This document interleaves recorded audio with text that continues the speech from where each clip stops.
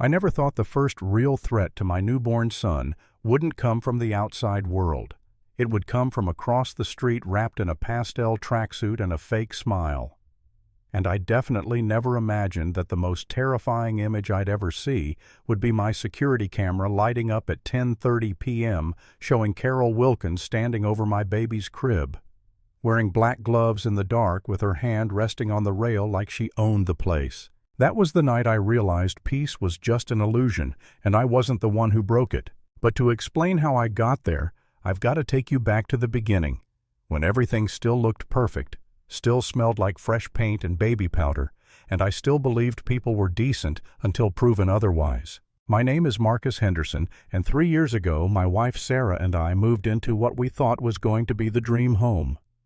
Quiet suburb, tree-lined streets, the kind of neighborhood Zillow describes with words like charming, family-friendly, great schools. And honestly, it was beautiful. As a black man who grew up in a cramped apartment, this house, this 2-story colonial with a yard felt like winning the lottery with my own sweat. I pictured Leo, our firstborn, running across the grass chasing fireflies, maybe even learning to ride his first bike in the driveway. And then Carol showed up. We hadn't even finished unloading the moving truck. I remember wiping sweat off my forehead, turning around and seeing her marching toward me like she was inspecting a crime scene. Helmet hair blonde, tight little smile, clipboard tucked under her arm like a badge.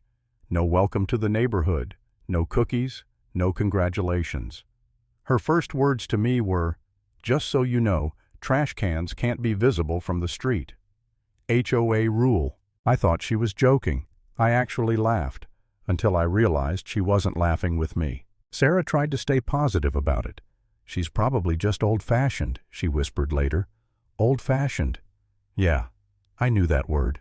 I'd spent my whole life translating it. Still, we tried. We hid the trash cans. We smiled. We waved. We did everything short of wearing "Please don't hate us" signs around our necks. At first I figured she was just tightly wound, but then the comments started piling up. Tiny little needles, one after another. "That's an interesting color you painted the nursery. Your dog looks intense. You know we like to keep the neighborhood tidy." Every time she saw me outside, she had something to critique, something to remind me I didn't belong, something to make sure I felt watched. And yeah, my radar was screaming, but life kept me distracted. Leo was a newborn, and anyone who's ever had a newborn knows sleep is a myth. I was living on coffee and adrenaline. Sarah was exhausted. The house was chaos. When I wasn't rocking Leo, I was trying to keep up with work. The last thing I wanted was a street-level Cold War with a 55-year-old HOA enforcer. The only thing that brought me any peace was Odin, my 120-pound German Shepherd, formerly a K-9, who'd retired from service when his handler, my buddy Dave, got injured. Odin wasn't aggressive, not in the way people think. He was disciplined, smart, the kind of dog that watched the world quietly analyzing, waiting. From the moment we brought Leo home, Odin treated him like his mission. If Leo cried, Odin trotted over.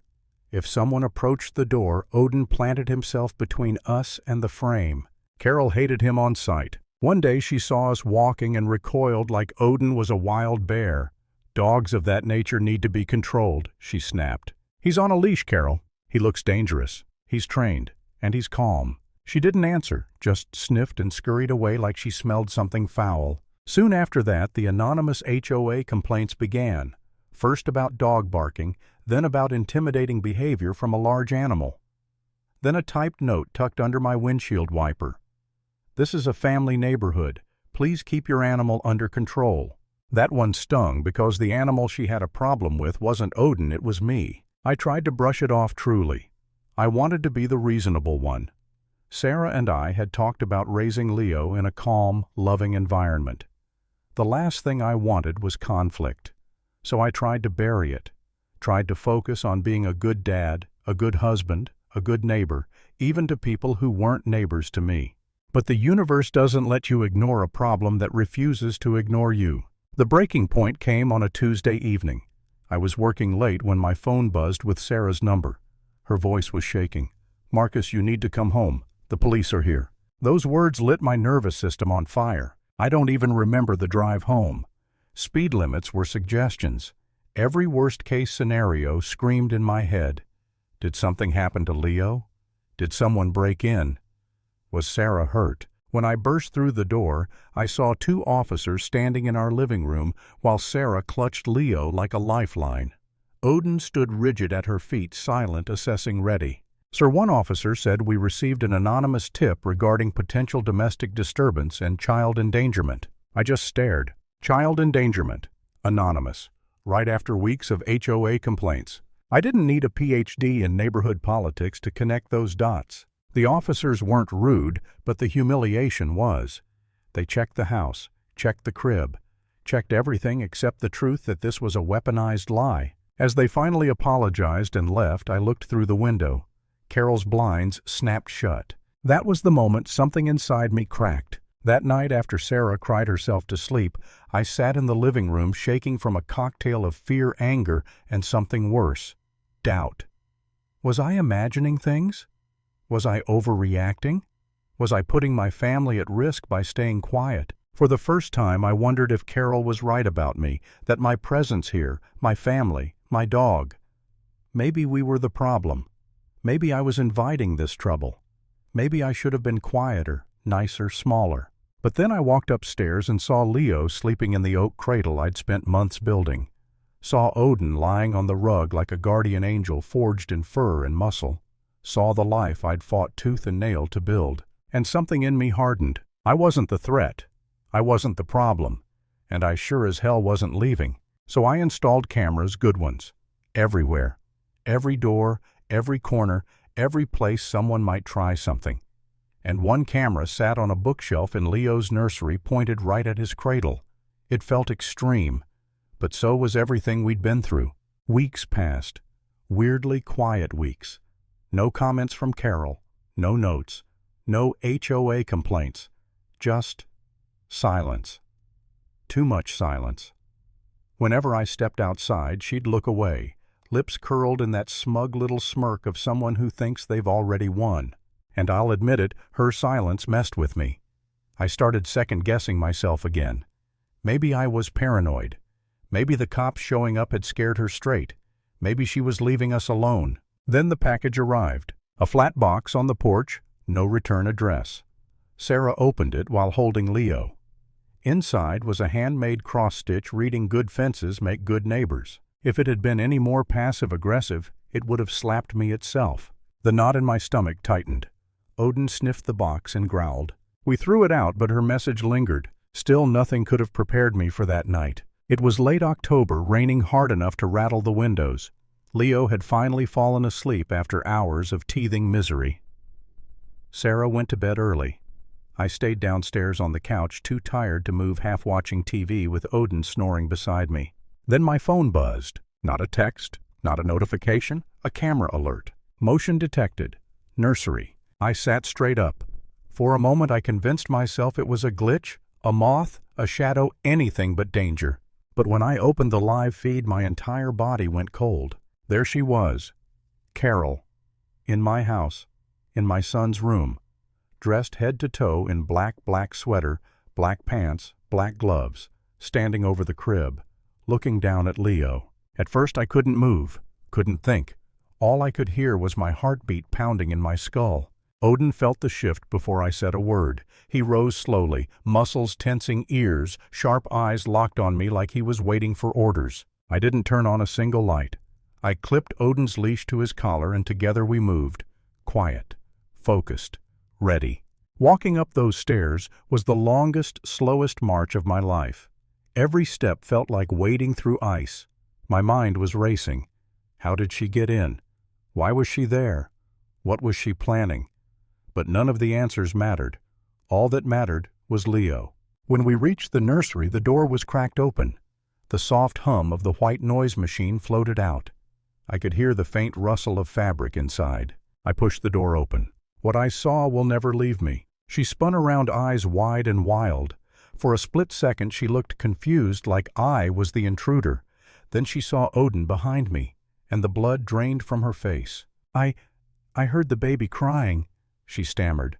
I was just checking. The baby hasn't made a sound, I said quietly. Too quietly. the kind of quiet that comes right before a storm. Odin stepped forward and unleashed a snarl so deep it vibrated through the floor. He didn't bark. He didn't lunge. He just promised violence with his voice alone. Carol pressed herself against the wall, trembling hands up, and I leaned in just enough for her to see the truth in my eyes. "There's a camera in here," I said. "It's been recording the whole time." She froze, then collapsed into a pathetic heap of panic on the floor. Sarah woke up to Odin's bark. She called 911. Within minutes, the room flashed blue and red. The officers arrived, watched the footage, and their expressions hardened instantly. They knew her. She was a frequent flyer. But this time, she'd crossed a line you don't come back from. Handcuffed, arrested, taken out of my house while sobbing about her reputation.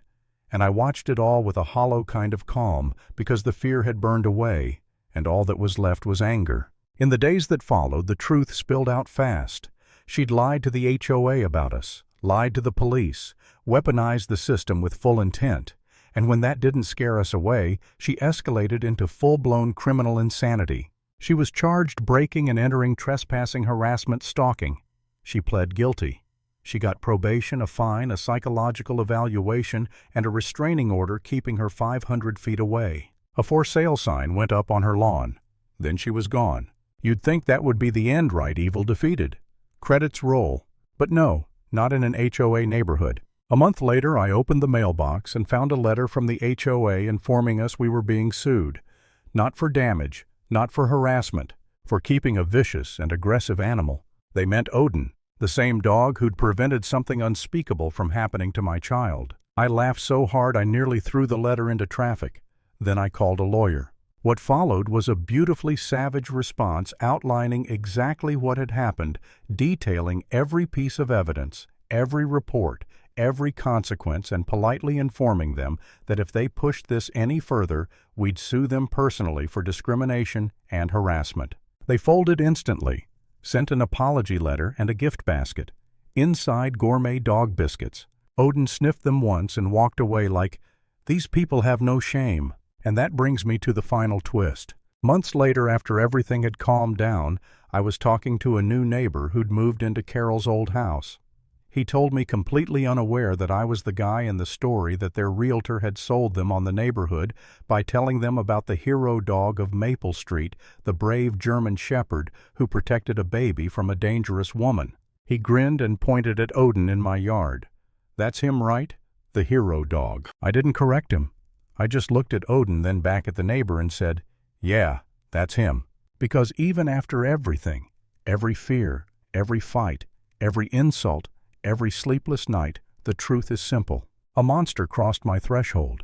A community looked the other way, and it was my dog who stood between my son and the darkness. The lesson: when someone shows you who they really are, believe them the first time.